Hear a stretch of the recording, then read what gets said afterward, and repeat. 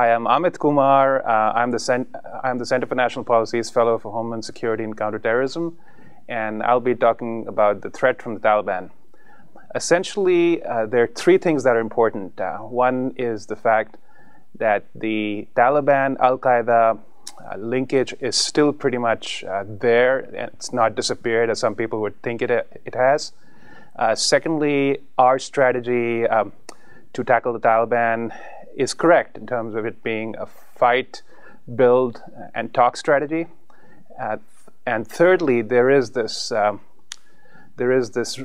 need for a regional solution to tackle the Taliban problem, since it's more of a South Asian solution, not only in India or Pakistan or a US solution.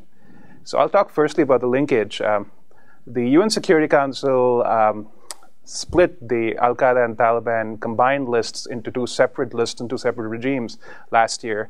But there is a problem there. The Al-Qaeda-Taliban linkage is strong. Look, for example, at the Haqqani network that's still pretty much having both Al-Qaeda and Taliban connections. And there are other entries, for example, the Taliban faction of Gulbuddin Hekmatyar. Gulbuddin Hekmatyar is listed in the Al-Qaeda list. So there is a serious perception problem that if we somehow split the lists, we will split the strong historical connection between the Al-Qaeda and the Taliban as well. That's not true. Looking at a South Asian solution, Pakistan, of course, is part of the problem and part of the solution to tackle the Taliban, thanks to its support of the Taliban and the Haqqani network faction in particular. India has signed a strategic partnership agreement with the government of Afghanistan last year, and it's a big player commercially in terms of the iron ore exploration and steel plant development ventures, the road development ventures, and other kind of relief.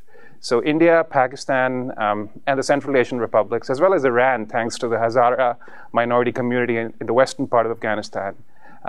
These are three important players, and the Central Asian republics, the Uzbeks, the Tajiks, and so on. So I think we must have a South Asian solution to the Afghan problem.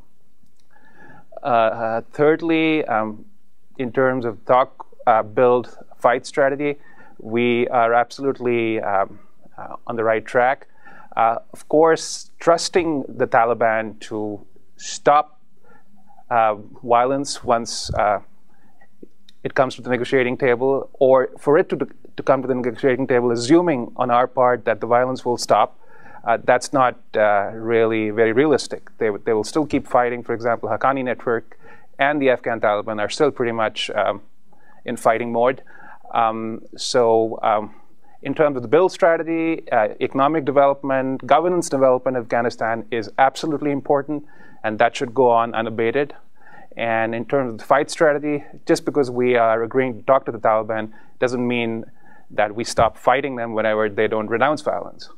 So, and to expect, again, coming back to the earlier statement that I made, in terms of the three preconditions for negotiation, in terms of severance of all ties to Al-Qaeda, the stopping of violence and the recognition of the democratic pluralistic nature of the Afghan constitution, the Taliban, it's difficult for them to accede to any of these three demands.